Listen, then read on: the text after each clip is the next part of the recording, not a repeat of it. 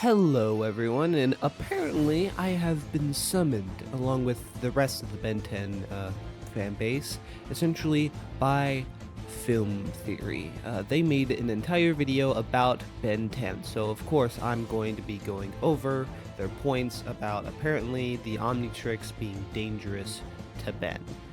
So we're just gonna go over all of their singular points, and if they're not necessarily right or whatever, then I'll go over it essentially. So yeah, I guess we'll get started. Now, the first thing that they bring up is technically a writer statement from Duncan Rouleau, or co-creator, but whatever, about the Omnitrix being, able to process things at like faster than light speed or something like that. But this has nothing to do with the series. I just wanted to bring this up. Writer statements are very wishy-washy when it comes to like lore stuff, because sometimes they're just saying a joke, answer to things or whatever, and sometimes they're taking things seriously, and sometimes what they say doesn't necessarily meld well with the actual series, more or less. So these are not really good to base like stuff around. So I'm just pointing that out beforehand. So technically the first actual thing they talk about is how Vilgax says that the Omnitrix is fused to Ben's DNA, which is true for the original Omnitrix, as in the original beta version, essentially, the one that we see in the original series. This isn't really a thing after this point. We see in multiple other iterations after this one, even with the rebooted version of the beta Omnitrix and Alien Force, it kind of just comes off on two different occasions, actually. One during the Primus episode when it went to, go protect its creator Azimuth, and it also just comes off when Ben just, takes it off to give it to Vilgax. Albedo also takes off the Ultimatrix during Ultimate Battle Part 2, and Ben also gets his Ultimatrix, taken later by a plant monster and eventually takes it back. And the last and completed Omnitrix also kind of just hangs loosely off of Ben when he got turned into a kid in Arrested Development. So the whole fused with his DNA thing is really only a thing in the original series, so yeah. They also implied that it's, connected to his entire body, but that was never implied in the actual series. Just wanted to bring that up at the end there. They also imply that the Omnitrix could be related or very similar to the symbiotes in some sort of way, like, Venom or Carnage or whatever, but I don't really see the connection other than, like, the initial, when Ben's, interacts with the Omnitrix.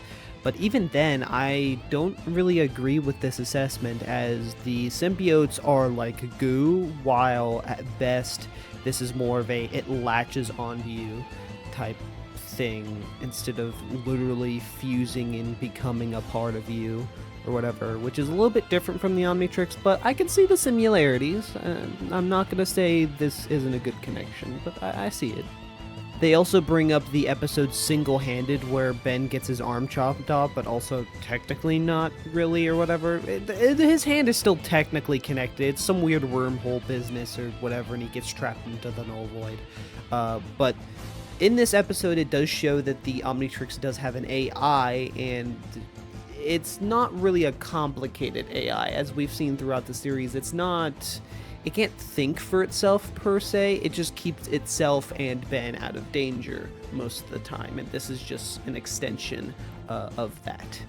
Then they go on to talk about how Ben gives his aliens pet names and gets really attached to them, but that really only happens with feedback, obviously, and we know what happened, with the whole feedback arc. Ben lost feedback because of malware, and then he retaliated, and eventually he got him back or whatever.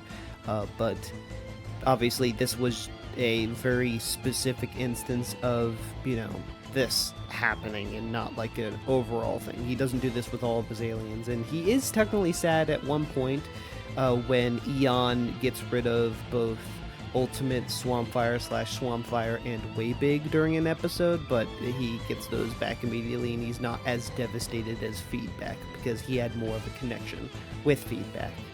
They also bring up how the Omnitrix could also be messing with his personality or mind, but this is very much not the case, or else Ben wouldn't have taken off the Omnitrix after feedback got, iced. But, he only came back later and put the Omnitrix back on because of the stuff with the DNA aliens and Grandpa Max.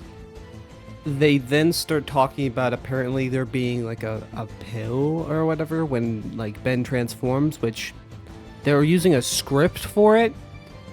Like, what?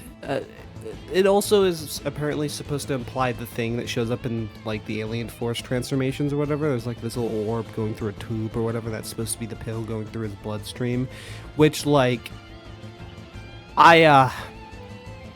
it's never been implied in the actual series. I don't know why you're using a script to explain something that's never been shown or just implied in the series. It's not, no. And I think a lot of the scripts aren't really like one-to-one with the actual,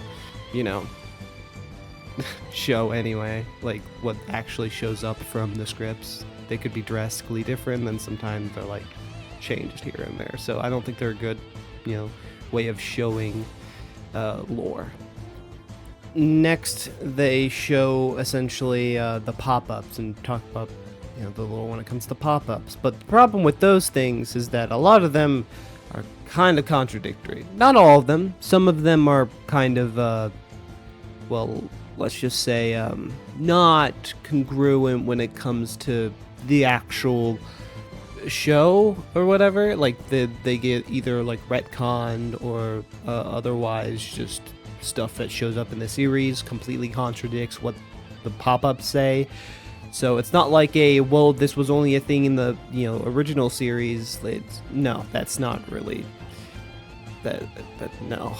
You could maybe show or say that for some of them, but not really all of them. So I don't think the pop-ups are a good example or good at supporting evidence, because a lot of them don't really pair up well with the actual series. Also, with them using albedo as an example of Ben's DNA being the basis for humans and the Omnitrix is completely wrong, because if you actually looked up and just looked it up on the wiki, the reason why he looks like Ben is because he based his Omnitrix, whenever making a copy, off of Ben's, which the default for, going back into base, like your normal form, is Ben, because technically they are the same Omnitrix now, or at least one is a copy of the other. So, yeah. This also goes against your whole pill thing, because the whole point of, albedo looking like that is because that's supposed to be the basis of the Omnitrix, because that's who currently has the Omnitrix. Albedo used his, or based his Omnitrix too much around Ben's, which is why he looks like that. Also, I'm just gonna end this part off just right here with the last thing that they said, and if I'm gonna be honest, what he said was basically just semantics at that point, because, well, he is just turning back into his normal self. That's what that is. He's going back into his normal human self. It's not doing anything else to him, bud. Sorry. But yeah, I don't really agree with this video's theory. I'm sorry. The video is nicely put together though, so you guys did a good job. No hate at all. I just disagree is all. It's not really that big of a deal. But if you want to see more videos like this, go ahead and like. Of course, comment down what type of videos like this you want to see in the future. You can go down into the description and see my Discord, or just on my page. It's on there. You can just hang out with people in, the Discord. I have obviously a Twitter and of course a, other social media stuff. You'll be seeing them on the screen. Blue Sky, all that. Go look at that stuff. Got a Tumblr, check out my socials. But anyway, I hope you guys will like the video, and that shall be all.